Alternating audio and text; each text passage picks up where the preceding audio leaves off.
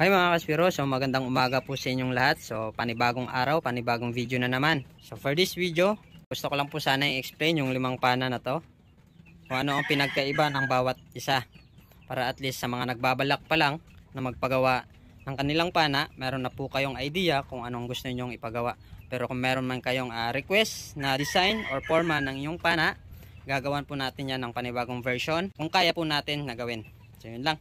And disclaimer lang po sa ating manonood at mga kapwa maker, kami po ay maker lamang at sumusunod sa mga gusto ng ating mga customer.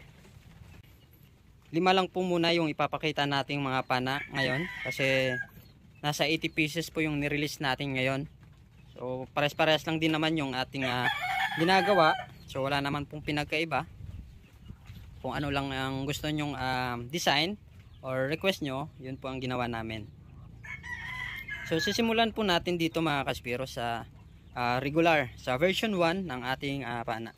So sa version 1 natin mga kaspiro, yan. So naka free customized color po tayo, free customized name. Then lahat po ng materials na to mga kaspiro is stainless. Then yung body niya is wood, solid wood.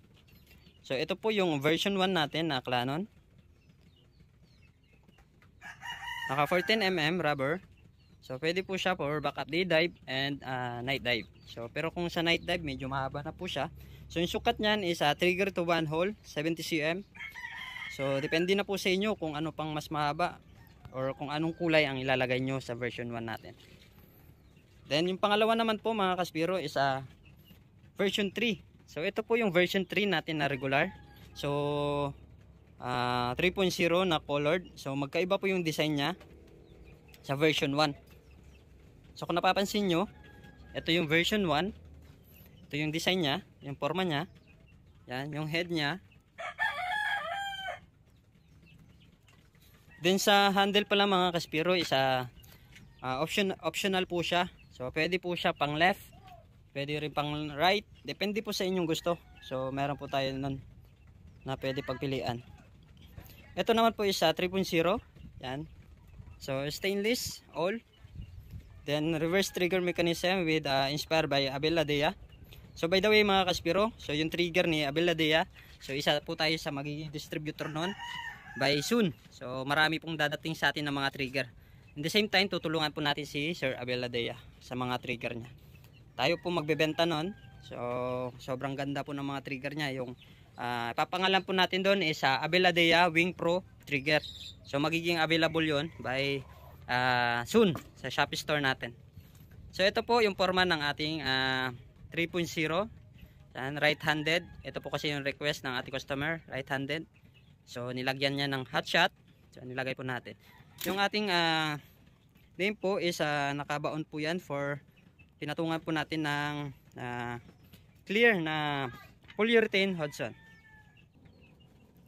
Then ito naman yung head ng ating version 3. So magkaiba po yung head ng version 1 sa version 3. So colored po siya mga kaspiro. So depende na rin po sa inyo.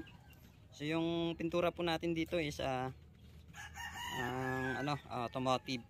Then combination ng acrylic. So napakaganda at napakabaon po yung ating pintura dito.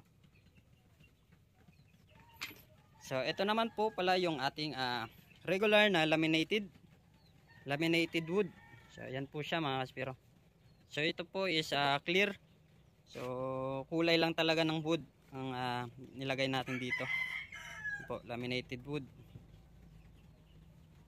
So parehas po siya ng forma sa version 1 natin. Pero yung handle niya is 2.0 natin. So nakadepende din po sa inyo kung ito kasing handle na to is left and right. So yan, magkaparehas. So pwede pang left, pwede pang right. So ito po is laminated wood na spray gun. Para sa at least meron na kayong idea sa ating mga laminated wood. Then ito naman po is laminated wood na version 3. So yun po, ergonomic handle left and right. Yan din ang request ng ating customer. So magkaiba yung forma niya. Then iba din po yung head. So stainless steel, free customized name. Then trigger mechanism with yung shear and lever niya inspired for Abeladea. Yan po. Then ito naman po mga kaspiro, magkaparehas lang po nito, pero meron lang in-upgrade dito. So ito po siya. So left handle. So kaliwa po yung handle nito, then kaliwa din yung line release. Then ito po yung in-upgrade niya mga kaspiro. So version 3 po to na design, then in-upgrade lang po ng MVD reel. Then yung head ng ating version 3, magkaparehas lang. Line guide, then shaft and fluffer. So yan po yung setup niya mga kaspiro.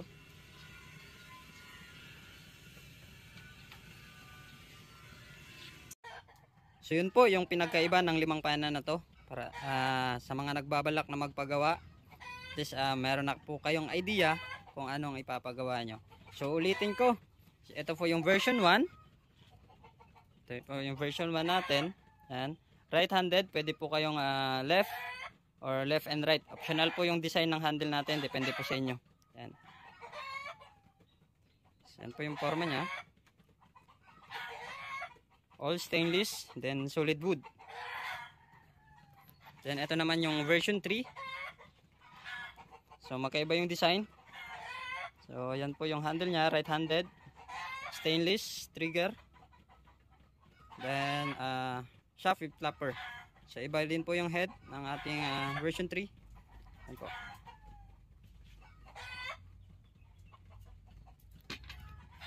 Then ito naman po yung laminated wood natin na version 1. Yan. So ergonomic handle yung ginamit. Ito po siya. So clear wood lang po siya mga kaspiro. Kung ano talaga yung wood na nilagay, yun po ang ating yun po yung kulay niya. Wala po tayong ginamit na varnish dito. So natural wood. Then ito naman po yung version 3 na laminated wood.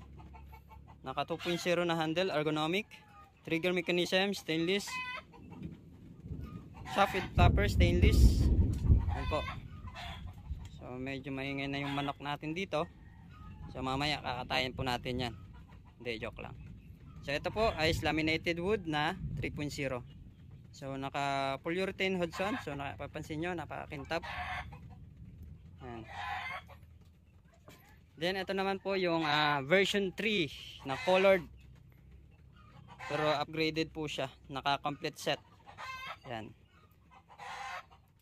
So yun lang mga kaspiro. So lahat po to mayroon na pong may-ari. So ito lang po yung pinakita natin kasi kaka-release lang natin ng mga pana nila. So hanggang dito na lang yung video mga kaspiro. So sana po mayroon na po kayong idea sa ating mga pana. Pero kung meron po kayong bagong design na gustong ipagawa, gagawan po natin ng version yan. So hanggang dito na lang, dive po.